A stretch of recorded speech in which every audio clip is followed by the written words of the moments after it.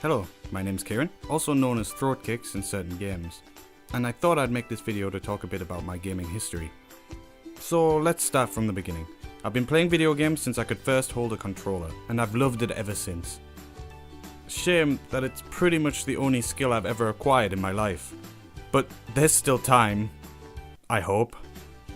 So for the first game I've ever played, that one's a difficult one to explain, as honestly I actually don't know the name of the game.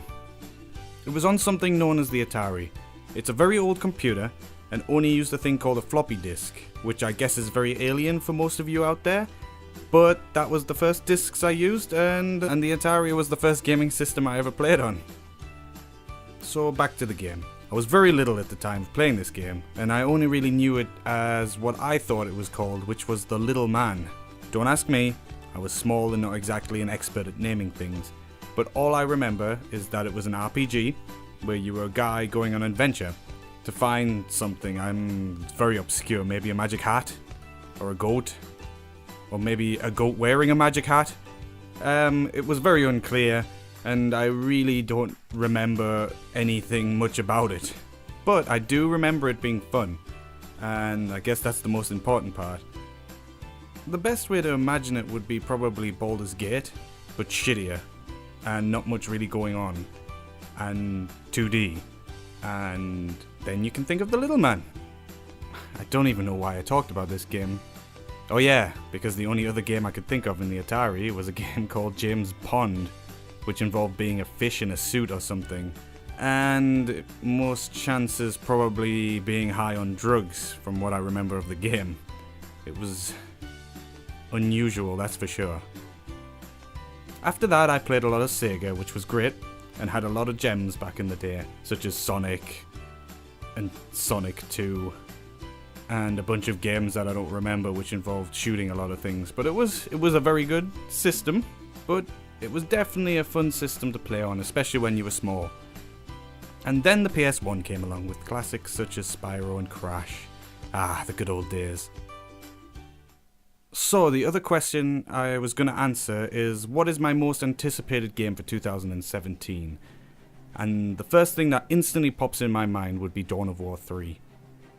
I've been a huge Dawn of War fan since the first day of its release, and to be honest, I'm still playing the first one today.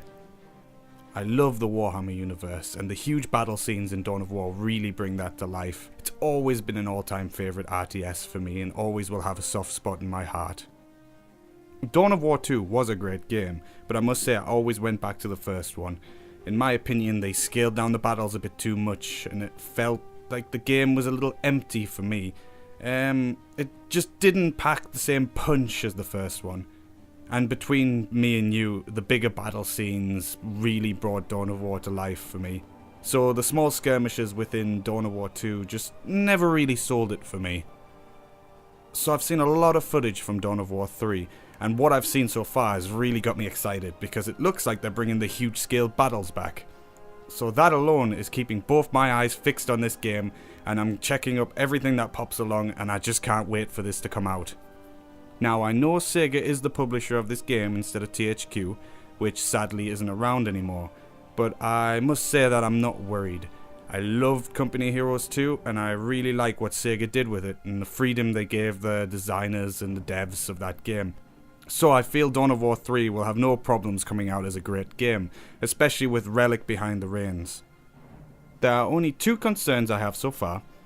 They're kind of minor concerns, but the first one is a big one for me, as what they're doing is removing sync kills from the game. This is when one unit locks in with another and does a sort of kill move. I loved those in the older games, and it made it feel like a really gritty battle with people being thrown and crushed all around you. So it is a real shame that they're taking that out. But their reasons, they said, were because it felt like it would slow down the fluency of the battles, which personally I can understand, but still doesn't stop me from wanting them into the game, because that was a real trademark of Dawn of War. But I can live without it. I mean, it is just a small problem, and I don't think it'll have any problems with the actual game itself, so it should be okay. The second problem is the graphic style. They went for a little bit too StarCrafty visuals, in my opinion. It's in some ways too shiny for my liking, especially that it's set in the Warhammer universe, which is a very dark and dirty universe. Not much time to sparkle your armor in that universe, that's for sure. But of course, that's only two small problems in a very big game. So all in all, I can say that I'm still very excited for this game, and I just can't wait until the release date. Well, that's all I have to say right now, and I hope you enjoyed hearing a little bit about my gaming history and what I'm excited for, and I'll catch you later. Thanks for watching.